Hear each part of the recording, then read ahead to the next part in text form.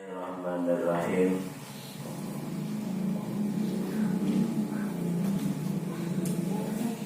Wa yajibu fi haqqihi ta'ala as-sam'u wal basaru wa huma sifatani qadimatani qaimatani bidzatihi ta'ala.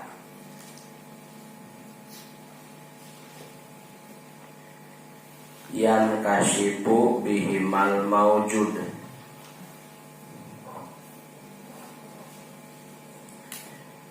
anu dipimaksad ku eta kaul musannif Syekh Ibrahim Al-Bajuri. Wajib akli Allah kasifatan ku sifat sama jeung basor, kaharti ku akal goriji kana yen Allah kasifatan ku sifat sama jeung basor, teu kaharti ku akal goriji upami Allah teu kasifatan ku sifat sama jeung basor.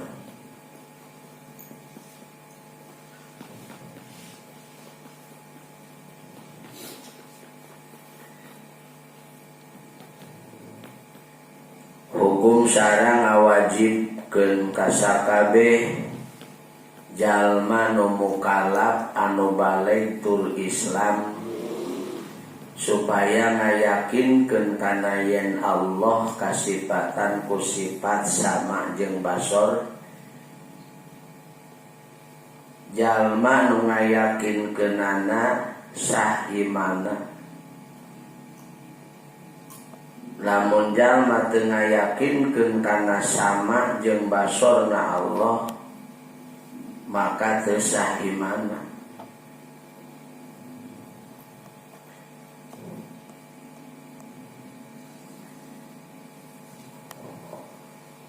Maka teu sah imanna. Eta sifat sama jeung basor termasuk dua sifat Allah nu teu aya kawitanana jeung teu aya tungtungna. Teu aya kawitanana jeung teu aya tungtungna.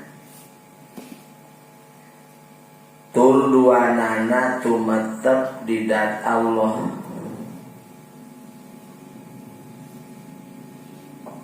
Sehingga yang kasifu bihimal maujud, narima kabuka ku sifat sama jeung basor sakabeh nu maujud, boh anu mungkinul wujud atawa nu wajibul wujud. Henteu ta'alluq kana anu mustahilul wujud mah kana sama jeung basor teh. Jadi sifat sama jeung basor mah kana yang kasifu bihimal maujud kanu aya. Jadi kanu teu aya mah teu inkisaf.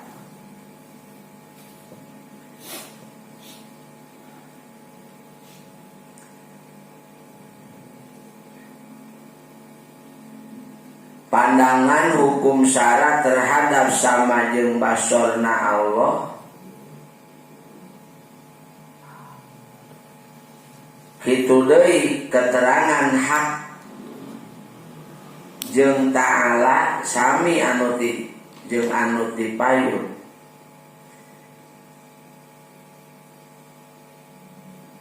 Yen bahasa hakihi teh hak Allah sanes hak makhluk.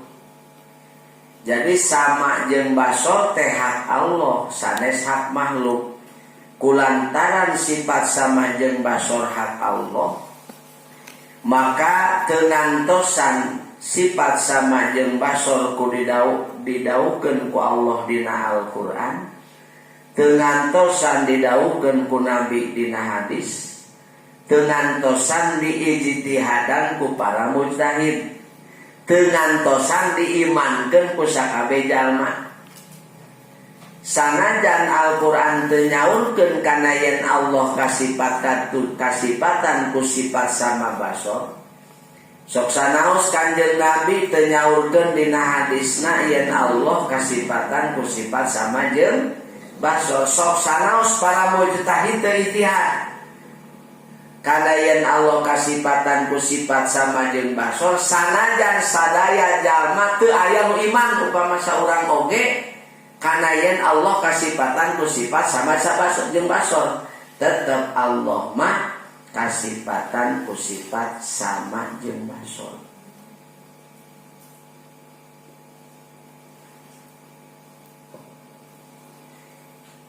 Ningali jeung ngadanguna Allah wajib dima'rifatkeun ku urang ku mukhalafahna. Wajib dinaunkeun, wajib dima'rifatkeun, diyakinkeun 100%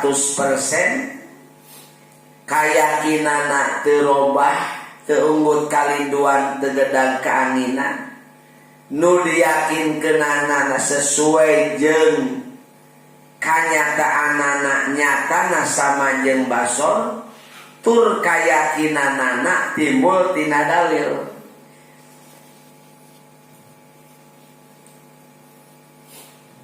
Ngadanguna Allah wajib dima'rifatkeun, kitu deui mukhalafah yen ngadanguna Allah jeung ningalna Allah teh mukhalafah alias beda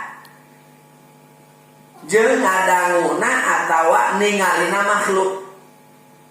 Teu aya titik sama sekali antara dangu Allah jeung dangu makhluk, antara tinggal Allah jeung panempo makhluk, teu aya titik samana.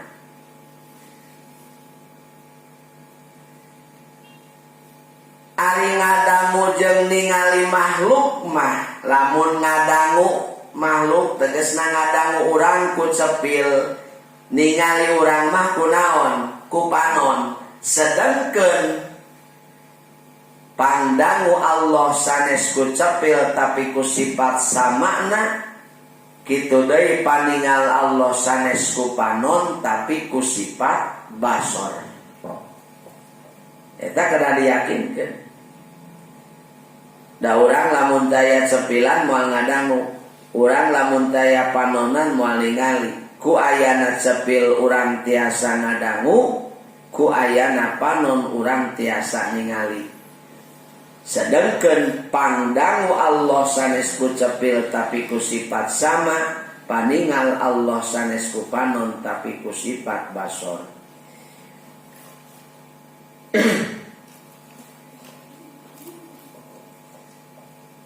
Bahkan ngadangu makhluk mah tergesna ngadangu urang mah kana sorak bahasana. Ningali urang mah sanes kana sorak tapi ningali mah kana naon? Kana mubsyirat, kana anu tiasa ditingali. Jadi ngadangu na urang mah kana sorak. Kitu deui tinggalna urang mah kanu tiasa ditingali. Sedengkeun sama jeung basor mah benten. Allah ngadangu kana sora, Allah ngadangu kana rupa. Jadi kana rupa ge kadangu ku Allah. Kitu deui Allah ningali kana sora. Kana sora teh katingali ku Allah mah. Ku sifat basorna Allah. Kitu deui kana rupa tingali, kana urang mah kana rupa tiasa ningali teh. Kana nu aya bisa katingali, ieu eta bodas eta hideung, upamana eta badag eta leutik teh kuku kana naon, kana jentul. Sedengkeun pandangu Allah jeung paningal Allah mah Allah ngadangu kana sora, Allah ngadangu kana rupa. Allah ningali kana sora jeung ningali kana rupa. Kana sora ge katingali ku Allah. Kurang teu katingali teh. Model angin datian angin mah teu katingali. Ngan anu katingalina teh nu kaanginkeun we.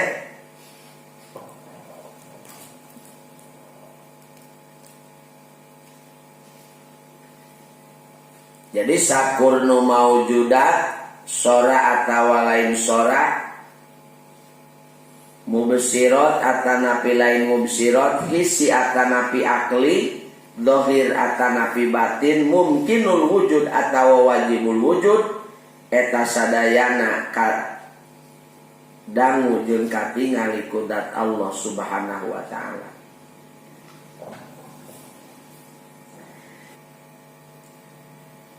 Pangdangu jeung paningal makhluk mah bisa kahalangan jeung dihalangan. Bisa kahalangan, bisa dihalangan. Ieu pangdangu makhluk. Sama jeung basorna Allah mah teu tiasa kahalangan jeung teu tiasa dihalangan. Geuning aya bahasa panon jalma dihalangan teu bisa ningali Allah di dunia. Ya panon urang teu tiasa ningali dat Allah di alam dunia moal nya. Ngan insyaallah dina katerangan dina naonna mina teh dina Jauhar Tauhid atanapi dina Al-Qur'an ge parantos dina tafsir disebutkeun yen Allah Subhanahu wa ta'ala bakal katingali ku ahli surga di surga. Sanes berarti dat Allah anu robah, tapi panon urang dirobah ku Allah sehingga ningali kana zat Allah di alam dunia moal katingali. Moal katingali. Jeung aya bahasa hate jalma kahalangan ku dosana, teu aya rasa ditingali ku Allah. Jadi geuning urang teu boga rasa ditingali ku Allah, eta teh kahalangan ku dosa. Teu kagungan rasa didangu ku Allah, eta teh kahalangan teh ku dosa. Dalamun ayeuna dosana tos bersih mah bakal naon? Eta naon dina hate bakal kagungan rasa didangu jeung ditingali ku Allah Subhanahu wa ta'ala.